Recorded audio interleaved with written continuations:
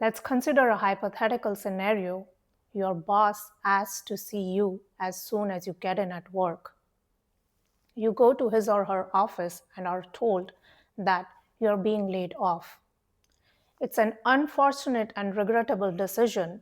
Nevertheless, the org is downsizing and your role is no longer needed. Your boss tries to sound compassionate and thoughtful, but all you can feel is anger, disappointment, and dread. How could they do this to me after so many years of my contribution? I wasted all my time with them. Where am I gonna find a job in this economy? And so you leave with a box full of your possessions, feeling horrible. You get home and try to get a handle on your rampaging emotions, but it seems impossible. You call up friends and family and share your feelings. You get offered words of kindness, sympathy, advice, visits. You try your best to navigate this unprecedented circumstance and the plethora of negative emotions that accompany it, taking one day at a time. Gradually, over the course of next few days or weeks, you reach a point where you accept the situation for what it is and come to terms with it. You are no longer in active resistance to what happened. Your emotions have settled, and now you come up with the strategy of what you want to do next. Maybe look for a new job, or try something on your own, or find a side gig while you look for the right fit for you. This is the process of how we reconcile with an event. Now, it could have been any other event. Examples of big ones are a breakup, a diagnosis or health issue, a financial loss, or a loss of any other kind. Or the everyday smaller issues. Someone cut you off during a conversation, you got into an argument with someone insulted you or ignored you, your takeout order got messed up, you missed an event because of heavy traffic. Depending on the severity of the situation and its meaning to us, we get impacted. For all these scenarios, there is a reactionary window. This is the time during which we stay in reaction to the event. We are resisting the outcome. We are rejecting reality. But ultimately, for better or worse, we come to terms with it, whether we like it or not.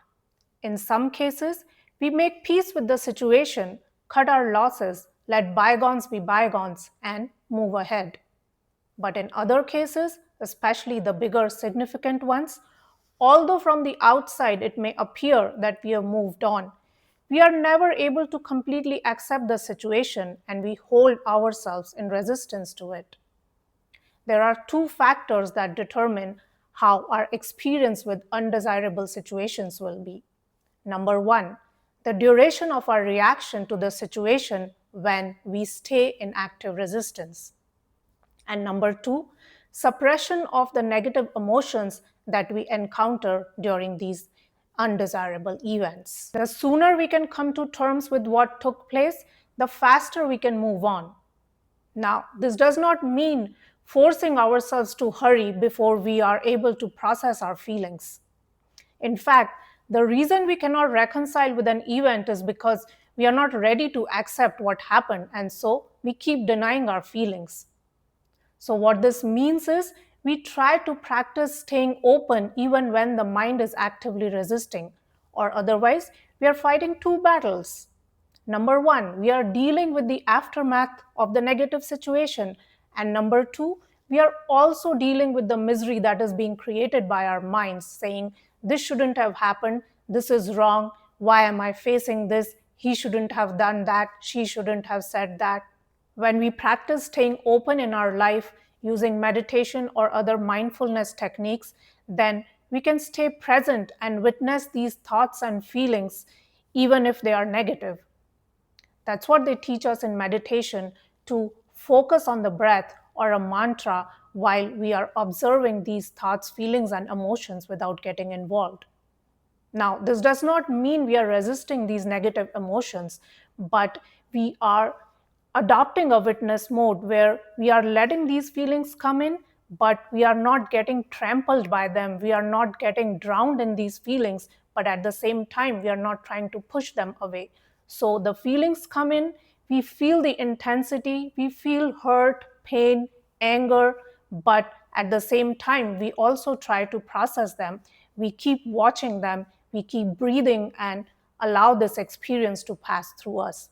In that case, these feelings don't stay lodged within us. This energy moves through us and it does not create mental and psychological imbalances. Our tendency is to avoid these feelings because we are fearful of the pain and hurt that these feelings will cause. But instead, if we allow them to come up, if we let them be, then these energies will not get trapped within us. This way, we face the event once and all the associated negative emotions once, and then we can truly move on. We are not stifling or suppressing these energies, and they can pass through. That way, we don't create these negative patterns and traumas within us which keep haunting us later. What this means is, whenever we think of these past memories, they will be neutral and they will not come up with all this negative emotional charge. And so we have to be wary of being traumatized by these past memories. We don't have to get caught unaware by our minds regurgitating these old hurts and pains. We still handle the situation, but when we are reconciled with the situation, when we have come to terms with what is happening, we can in fact take action in a better manner because we are not caught up in our emotions and we are not reacting. So start with smaller issues. Even if we are able to stay open and practice this for everyday issues, it's a big plus because 90% of our life is about small issues. We can have a handle on our life and we don't have to live in a reactionary mode.